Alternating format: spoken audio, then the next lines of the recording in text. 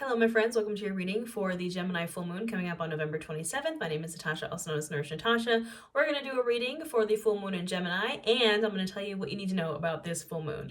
Again, it is on November 27th, 2023. It is in the sign of Gemini. This is our first full moon post-eclipse season, so it's really about kind of cutting through that fog that we had pretty much throughout eclipse season and Scorpio season. And now we have this full moon in Gemini opposite the Sun in Sagittarius, and Mars and Mercury are also in Sagittarius.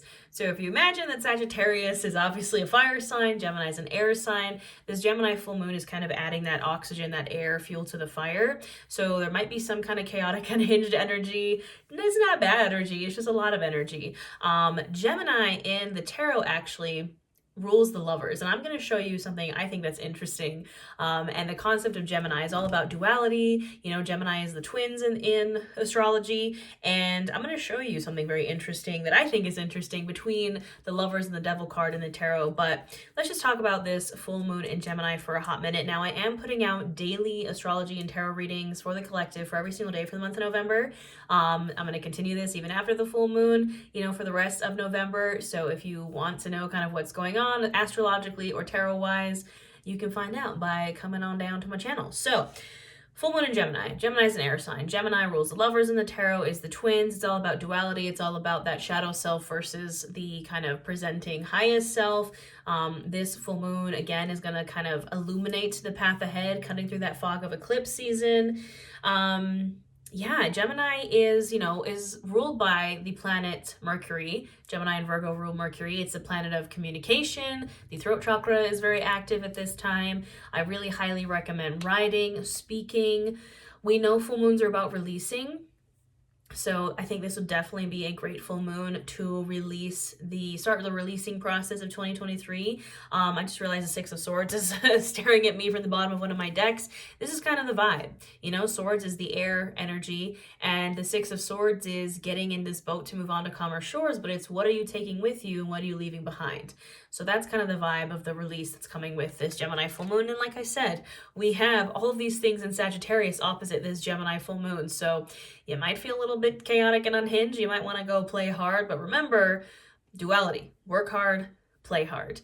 I do have a moon magic guided journal if you want some full moon journal prompts, some full moon rituals. It is half off for my Black Friday sale for the rest of November. In my membership, we just did a full moon in Gemini workshop. If you want access to that, just hit the join button here on my channel. Yeah, I also have a full free yoga class for the full moon in Gemini. If you want to tap into that duality, the nature of Gemini with a yoga class, that is available for free on my channel as well. So let's get into it. Here's what I wanted to say that I think is interesting in the tarot about the lovers. So Gemini is the card that's ruled by the lovers. I do have to censor it a little bit because a little nudie. But the lovers in the tarot is the exact opposite image of the devil. You see? It has the same players except a little bit different. So obviously on the devil, we have the devil, Saturn. On the lovers, we have an archangel. We have Adam and Eve on both cards, except in the devil, they're chained to the devil, and the lovers are in the Garden of Eden. This is the nature of Gemini. This is the card of Capricorn, the devil, but the lovers is the card of Gemini.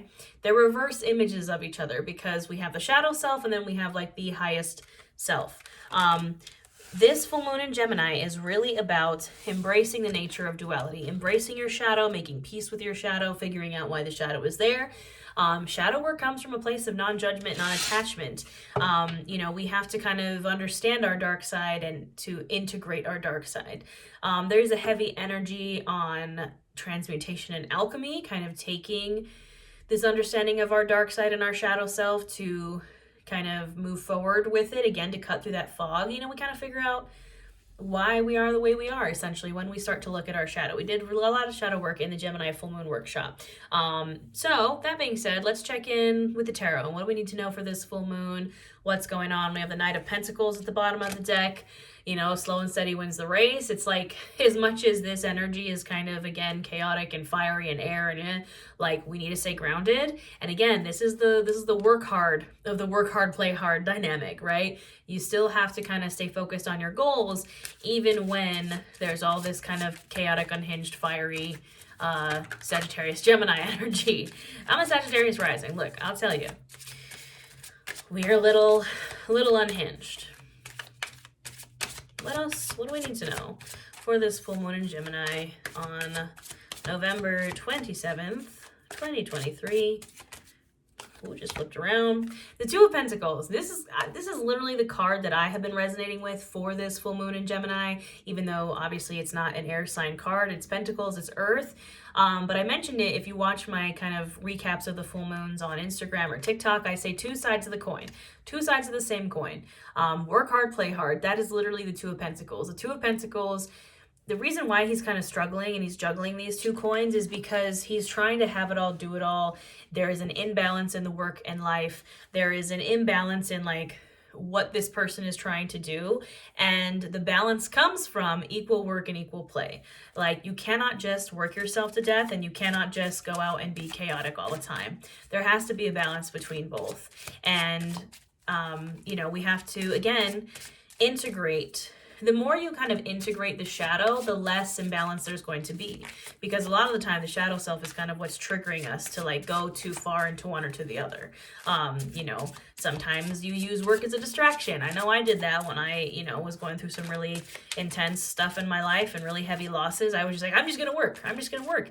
It's like that clip from, I think it's from Parks and Rec. I can't remember, where the guy's on the bike and he's like, as long as I keep my mind occupied and my body moving at all times, I won't feel anything. And that's like, no, that's not good. It's not a good thing. There has to be a balance.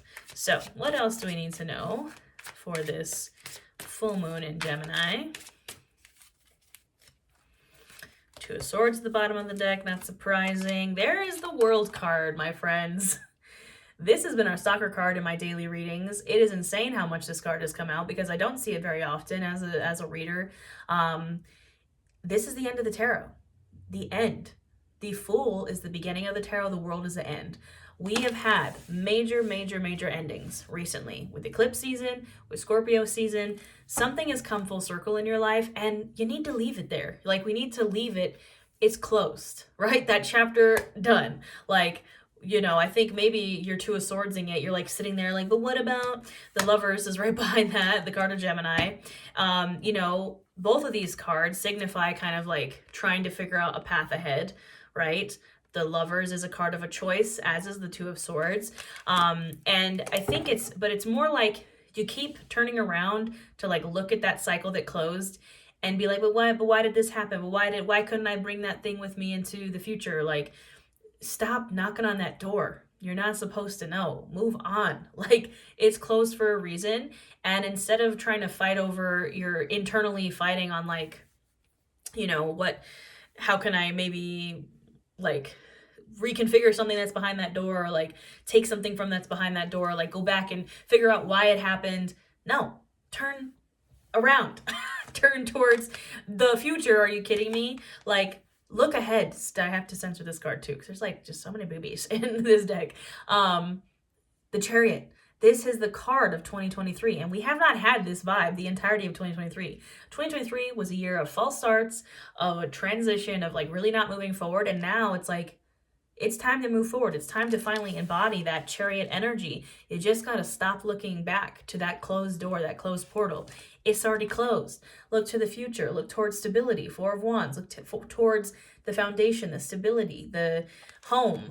Who do you want in your home? Who do you want around you? Who do you want as you move forward? What are you taking with you? Like I said, I mentioned the Six of Swords at the beginning of this. Who are you taking with you on this new adventure, Page of Swords? What are you taking with you on this new adventure, Page of Swords? What are you leaving behind in that old portal? Like, you can't take it all with you. I'm sorry to tell you, you can't. Two of Wands, but you have infinite possibilities in front of you. You can see these two people literally holding the world in their hands. Usually, the Two of Wands only has one person, but this is the after tarot. There's two people on there. It could be you moving forward with someone, but, you know, I really see it as like, who is coming with you? Who's getting left behind? What is coming with you? What is getting left behind? It's not just people, it's places, it's energies, it's maybe physical things, it's maybe limiting beliefs. Like, Six of Wands. Look forward. Be victorious, like celebrate in your victory. The World card is a card of celebration, is a card of celebrating that full circle moment. And maybe instead of celebrating, you keep trying to look back at it and being like, well, what could I do better next time? Or what went wrong? Or like, how could I know? It's done. Let that chapter close. Move forward. Be victorious, my friends. Like, come on now. Let's clarify with my other deck. This is a Tarot Obscura, the Wheel of Fortune. Look, let the new cycle happen. If you want this wheel to turn, if you want it to turn especially in your favor, you can't keep pushing back on it like, but I want to go back to like whatever. No. Move forward, please. This is a call out to myself. Move forward. The past is in the past, my friends. That chapter is closed. That door is closed. That portal is closed. Was closed with eclipse season and with Scorpio season. What else do we need to know for this full moon in Gemini? Chariot at the bottom of the deck again. And there's the Two of Pentacles again and the Knight of Swords. Yes, if you want to get out of this Two of Pentacles energy, this is the second time we've had it come out in this reading. If I could pick it up with my dang nails. If you want to get out of this never-ending juggling act that you might be stuck in, Knight of Swords, you might have to lean into this slightly chaotic Sagittarius Gemini energy. You might have to take a little risk. You might have to charge forward with a kind of, my brain is saying like batshit idea. My co-star today, which, you know, co-star definitely is not the best or most accurate astrological app. I really prefer Time Passages, but I think co-star has really funny sayings. Said, what you risk is what you value, or something like that. It was like, what you risk shows what you value. And the Knight of Swords is like, you need to take a risk. And that the risks will show you kind of what is important in your life. You know, there is no reward without risk. Sometimes you have to take a little risk. And we've been talking about this in the daily readings. It's not an unhinged, completely just like risk it all type risk. You know what I mean? Like we have the Two of Swords and the Four of Pentacles here. There's checks and balances. We're still keeping some things close into the belt. You know, he's holding all these coins.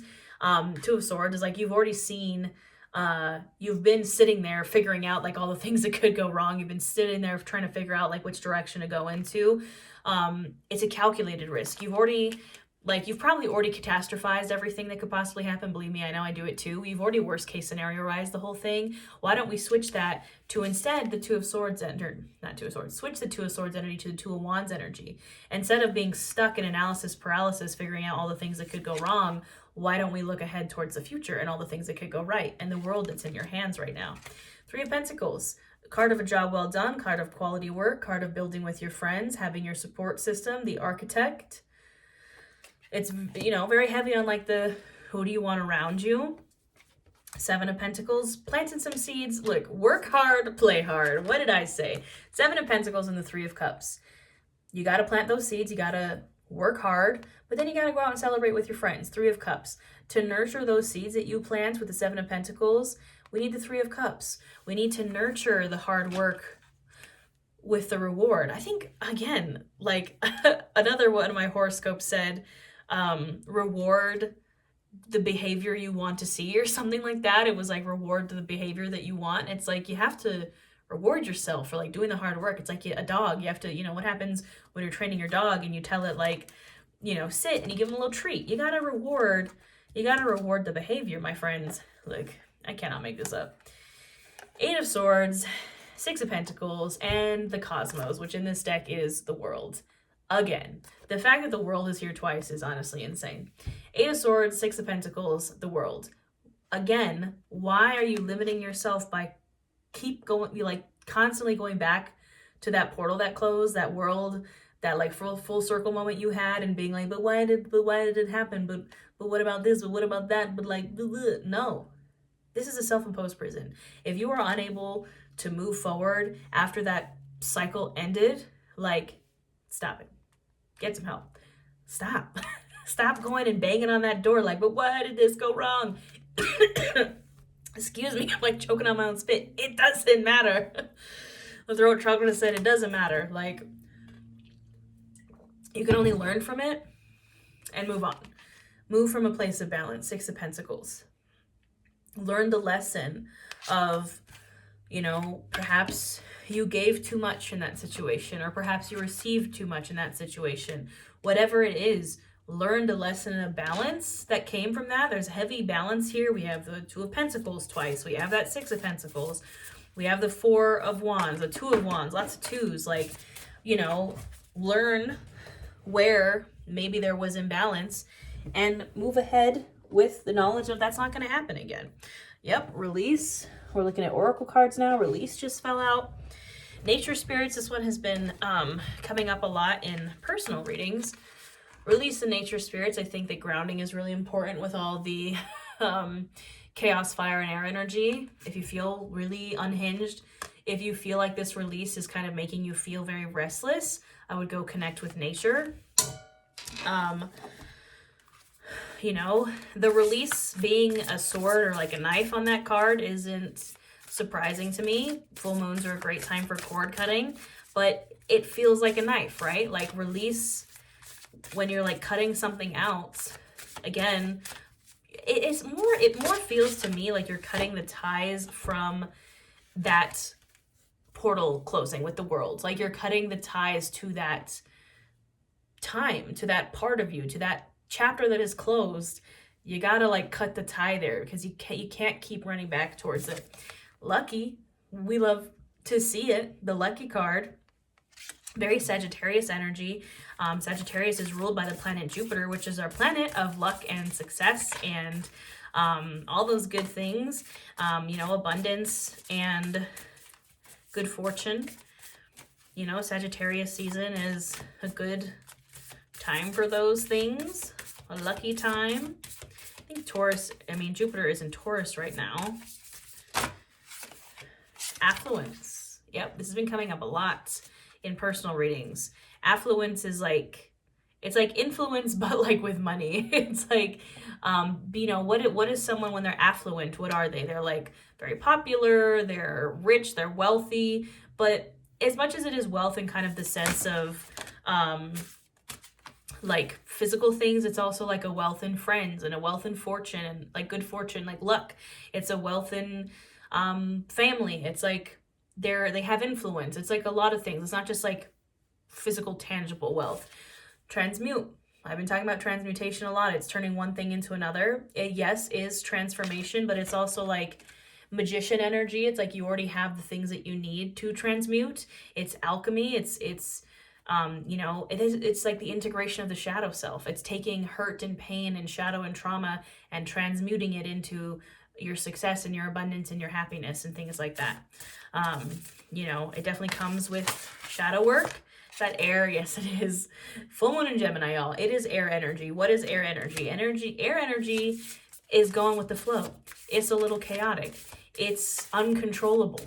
The wind, you can't control it. It just comes. You know, air energy is our breath energy, prana, our life force. Like, you know, air is a very interesting element. I think air and water are very similar, but, you know, water is water and air is like in the air above the water, right? It's a very flowy type of energy, but air is sharper than water. You know, water's a little softer. But definitely working with the air energy, I think, goes hand in hand with fire energy, especially with all this stuff in Sagittarius right now. Any final messages for this full moon in Gemini?